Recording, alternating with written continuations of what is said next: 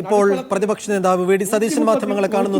വിദ്യാർത്ഥികൾ നോക്കി നിൽക്കെ മണിക്കൂറുകളോളം നീണ്ട ക്രൂരമായ ആക്രമണം നടന്നിട്ടും ഹോസ്റ്റൽ വാർഡൻ അറിഞ്ഞിട്ടില്ല എന്ന് പറഞ്ഞാൽ ഈ ഹോസ്റ്റൽ വാർഡന്റെ ജോലി എന്താണ്? യൂണിവേഴ്സിറ്റിയിലെ ഡീൻ ഇത് അറിഞ്ഞിട്ടില്ല എന്ന് പറഞ്ഞാൽ ആരെങ്കിലും വിശ്വസിക്കുമോ? ഈ ഡീനാണ് ഇതിൻ്റെ അകത്ത് പ്രതിയാകേണ്ട ഒരാൾ.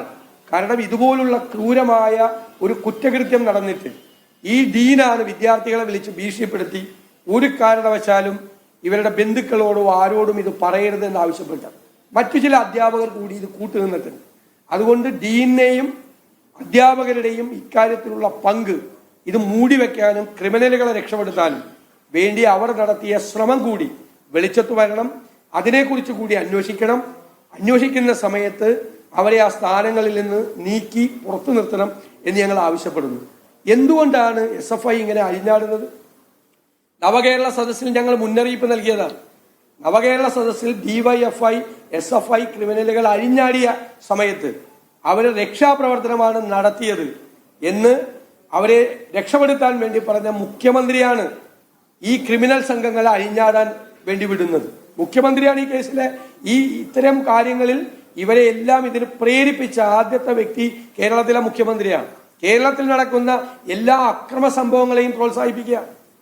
SFI സംസ്ഥാന സെക്രട്ടറി എറണാകുളത്ത് ഒരു KSU നേതാവിനെ തട്ടിക്കൊണ്ടുപോയി ലോ കോളേജ് ഹോസ്റ്റലിലെ കട്ടിലിന്റെ കാലിൽ കെട്ടിയിട്ട് വെളുപ്പം കാലം വരെ ക്രൂരമായി മർദ്ദിച്ചത് കേസിലെ പ്രതിയാണ്. SFI സംസ്ഥാന സെക്രട്ടറി. അതുപോലുള്ള ക്രിമിനൽ പശ്ചാത്തലമുള്ള ആളുകളെയാണ് SFI സംസ്ഥാന സെക്രട്ടറിയായി നിർത്തിയിരിക്കുന്നത് എന്ന് നിങ്ങൾ അറിയണം. കഴിഞ്ഞ ദിവസം ഒരു SFIക്കാരൻ ഒരു പോലീസ് ഉദ്യോഗസ്ഥന്റെ കരണക്കുറ്റി അടിച്ചു പൊളിച്ചു. കർണപുടം പൊട്ടിപ്പോയി, ഡയഫ്രം പോയി അദ്ദേഹത്തിന്റെ. അപ്പൊ എന്തൊരു ക്രിമിനലുകളാണ്!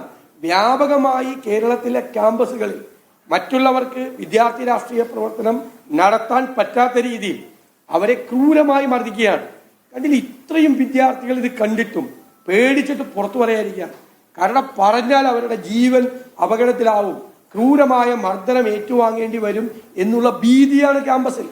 ഈ ഭീതി ഇപ്പൊ രക്ഷാകർത്താക്കളിലേക്ക് പടർന്നിരിക്കുകയാണ്. കേരളത്തിലെ ക്യാമ്പസുകളിലേക്ക് മക്കളെ അയക്കാൻ രക്ഷാകർത്താക്കൾ ഭയപ്പെടുകയാണ്. പല കുട്ടികളും ക്യാമ്പസിൽ നിന്ന് ഇവരുടെ ആക്രമണവും ഇവരുടെ ക്രൂരമായ റാഗിങ്ങും ഒരു വിദ്യാർത്ഥി സംഘടന പ്രോഗ്രസീവാണ് എന്ന് അവകാശപ്പെടുന്ന ഒരു വിദ്യാർത്ഥി സംഘടനയാണ് റാഗിങ്ങിന് നേതൃത്വം കൊടുക്കുന്നത്. എന്തൊരു നാണക്കേടാണ് നമ്മുടെ ക്യാമ്പസുകളിൽ നടക്കുന്നത്. അല്ലെങ്കിൽ തന്നെ കേരളത്തിൽ ബ്രെയിൻ ഡ്രെയിൻ നടക്കുന്ന സംസ്ഥാനമാണ്. വ്യാപകമായി വിദ്യാർത്ഥികൾ പോവുകയാണ്. ഉന്നത വിദ്യാഭ്യാസ മേഖല തകർച്ചയിലാണ്. 9 യൂണിവേഴ്സിറ്റികളിൽ വൈസ് ചാൻസലർമാരില്ല. 66 ഗവൺമെന്റ് കോളേജുകളിൽ പ്രിൻസിപ്പൽമാരില്ല. പ്രധാനപ്പെട്ട കോഴ്സുകളിൽ പഠിക്കാൻ വിദ്യാർത്ഥികളില്ല. അറിയപ്പെടുന്ന പ്രശസ്തമായ കോളേജുകളിൽ PGക്ക് പോലും പഠിക്കാൻ ആളില്ല. പല കോഴ്സുകളും ടെർമിനേറ്റ് ചെയ്യാണ്, വേണ്ട എന്ന് വെച്ച് അവസാനിപ്പിക്കുകയാണ്. അത്ര അപകടകരമായ നിലയിൽ ഉന്നത വിദ്യാഭ്യാസ രംഗം നിൽക്കുമ്പോൾ ക്രിമിനലുകളെ അഴിഞ്ഞാടാൻ കേരളത്തിലെ ക്യാമ്പസുകളിലെ വിട്ടുകൊണ്ട് ഗവൺമെന്റ് അവർക്ക് പിന്തുണ കൊടുത്തുകൊണ്ട് CPM അവർക്ക് പിന്തുണ കൊടുത്തുകൊണ്ട് മുഖ്യമന്ത്രിയുടെ നേതൃത്വത്തിലാണ് ഇതെല്ലാം ചെയ്യുന്നത്. എന്നിട്ട് ഇത്രയും വലിയൊരു അക്രമം നടന്നിട്ട് മുഖ്യമന്ത്രി എന്റെ മഹാമൗനത്തിലാകുന്നത്? കേരളത്തിന് മുഴുവൻ അപമാനകരമായ ഒരു സംഭവം, ഒരു മോബ് ലിഞ്ചിങ് എന്നെല്ലാം പറയുന്നത് പോലെയുള്ള ഒരു കാര്യമല്ലേ ഒരു ക്യാമ്പസിൽ നടന്നത്. നൂറുകണക്കിന് ആളുകൾ, വിദ്യാർത്ഥികൾ, മറ്റുള്ള വിദ്യാർത്ഥികൾ, ഇത് കണ്ടുനിന്ന വിദ്യാർത്ഥികളുടെ ഉള്ളിലുണ്ടായിരിക്കുന്ന ഒരു ഭയം എന്താണ്? ആ ഭീതിയിലാണ് അവർ ഇനി ക്യാമ്പസിൽ പഠിക്കുന്നത്. ഇത് മറ്റ് ക്യാമ്പസുകളിലും എല്ലാം പടരുകയാണ്.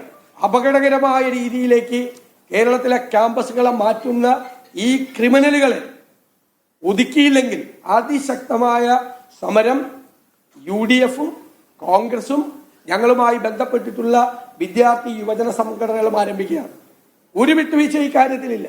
കേരളത്തിലെ ക്യാമ്പസുകളെ ഈ ക്രിമിനലുകൾക്ക് വിട്ടുകൊടുക്കാൻ ഞങ്ങൾ തയ്യാറല്ല എന്ന് പ്രത്യേകമായി പറയാൻ ഞാൻ ആഗ്രഹിക്കുന്നു.